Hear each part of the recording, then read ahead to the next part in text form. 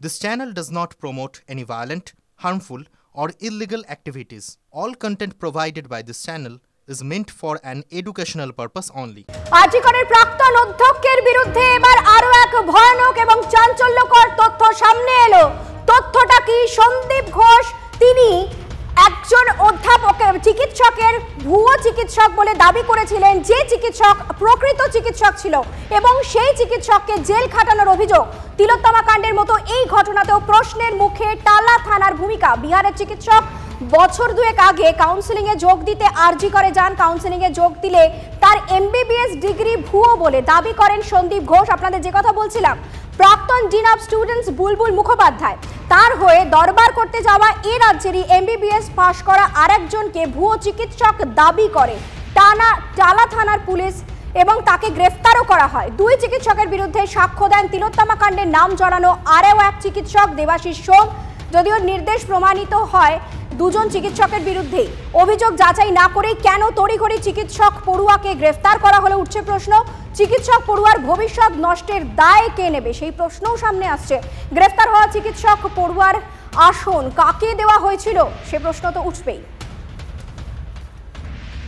हम लोग एक बहुत बड़े ट्रॉमा से गुजर रहे हैं। हम खुद एक गवर्नमेंट मेडिकल ऑफिसर हैं वहाँ बिहार में, और वहाँ पे भी हमारा मेंटल हरासमेंट सारा चीज़ हो गया, सब लोग जान गए, और हमें एक तो पीजी सीट नहीं मिला उसकी वजह से, और 2 साल तक हम ऐसे ही ट्रॉमा में गुजरते रहे, और अभी तक कोई सीट नहीं मिल पाया। क्यों? क्योंकि हमारा डॉक्यूमेंट यहाँ पे सीज है।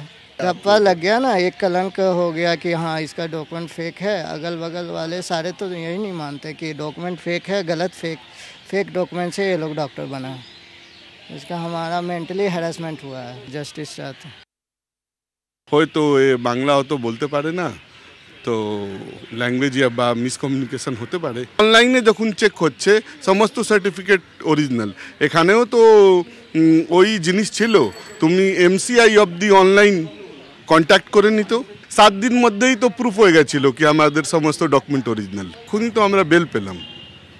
কতদিন জেলে থাকতে হয়েছিল? 8 দিন। পুরো সামান নষ্ট। সবাই আমাকে এখন মানে একটু মার্কড আইডেন্টিটি থেকে দেখে। ডকুমেন্টস টোটাল প্রপার ভেরিফিকেশন না করেই তার যে কাউন্সিলিং স্ট্যাটাস প্রপার খোঁজ নিক, স্বাস্থ্য দপ্তর আছে, মেডিকেল কাউন্সিল আছে, তাদের সাথে যোগাযোগ করে প্রপার খোঁজ নিক। সেই খোঁজ না নিয়ে তাকে এফআইআর করে কাস্টাডিতে দেওয়া হলো। তাহলে এই যে অতি সক্রিয়তা, এই অতি সক্রিয়তার কারণ কি না, যে পরিমাণ টাকা ওই বেসরকারি হসপিটালের কাউন্সিলিংয়ের মধ্য দিয়ে উঠে আসে সেই টাকার যোগাযোগ নেই। তো সন্দীপ ঘোষের স্বাস্থ্য দুর্নীতির জায়গা আজ ওপেন সিক্রেট সারা রাজ্যবাসীর কাছে। সেখানে রাজ্য প্রশাসন তাকে শুধু সাসপেন্ড করেছে কেন, টার্মিনেশন করছে না কেন? আরজিকরকে ঘিরে যে চক্রগুলি তৈরি হয়েছিল সেইগুলি সম্বন্ধে যে সমস্ত প্রশ্নগুলি আমরা তুলি, সেই প্রশ্নগুলি কোথাও একটা মান্যতা পেয়ে যায়, এবং হচ্ছে যে এইগুলো যে আমরা যে অভিযোগগুলি করি, অভিযোগগুলির যে সার্বত্তা আছে সেটা কিন্তু প্রমাণিত।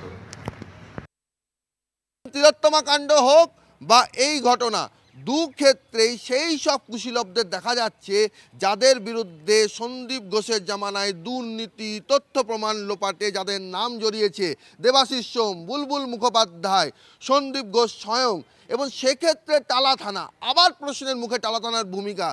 সিনিয়র জুনিয়র চিকিৎসকদের বক্তব্য যে বারবার প্রতি ঘটনার ক্ষেত্রে, সেটা প্রাক্তনী, আরজিকরের প্রাক্তনী সেই ক্ষেত্রে হোক, আর তাদের উপরে হামলার ঘটনা হোক, বা এই ভিন রাজ্যে যে ভুয়ো চিকিৎসকের ডিগ্রি সংক্রান্ত বিষয় সেটি হোক, বা তিলোত্তমা কাণ্ড, সব ক্ষেত্রেই দেখা যাচ্ছে যে সন্দীপ ঘোষ যেমন চেয়েছেন তেমনই আচরণ করেছে টালা থানা। সন্দীপ ঘোষ যেমন চেয়েছেন সেইভাবে দিয়েছে বুলবুল মুখোপাধ্যায়, দেবাশিস সোমরা।